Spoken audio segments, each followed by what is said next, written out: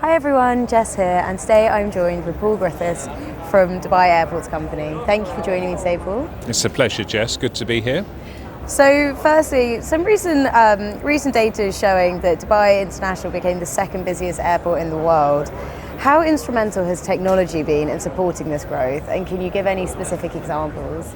It's been massively instrumental because we grew from the time I arrived in 2007, when we had 30 million passengers and 5,500 staff, into 93 million international passengers. And we've been the largest international airport actually for the past 10 years. And we now only have 1,700 staff. So you can imagine we couldn't have achieved that level of productivity increase without technology.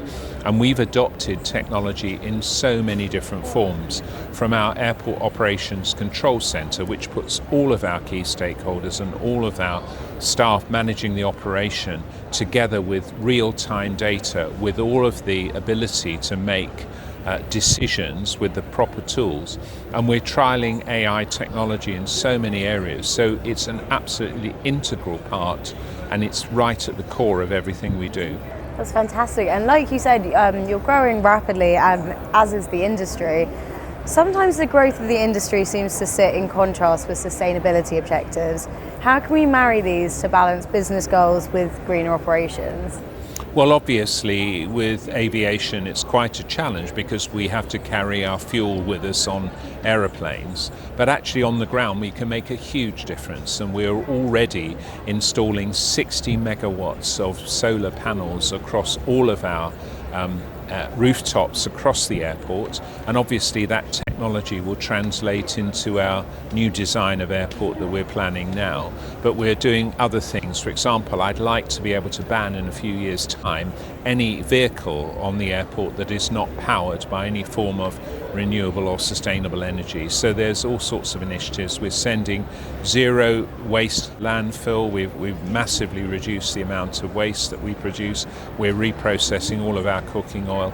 And I think crucially, things like cooling technology is a very big part of this in the Middle East, and ways of storing energy actually by storing water that's been chilled in insulated tanks underground is going to be a very key technique.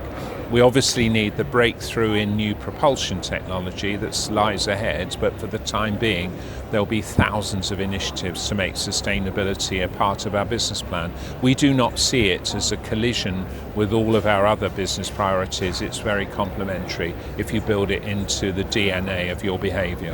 Fantastic, and you touched on some really like a plethora of innovative approaches to sustainability as well. Would you say as an airport you're on track for meeting your internal targets? Well, it's interesting. People make proclamations about a time by which they want to be fully sustainable by 2050 or something. I'm not really about those grand goals. What I'd rather say is, if we set a trajectory, I want the evidence this month that we've actually achieved the trajectory of change that we promised last month. And if we can actually steepen that trajectory over the next decade or so, then we will meet our objectives. But I need to see the evidence right now that we are on track to be able to say, yes, we're doing a good job or not. Absolutely, that makes perfect sense. And you've said before that airports are really in the hospitality business. What customer-centric innovation are you focusing on at the moment to deliver a world-class experience? Well, I think the fundamentals are to recognise there are two modes in airports. There's the flow mode and there's the dwell mode.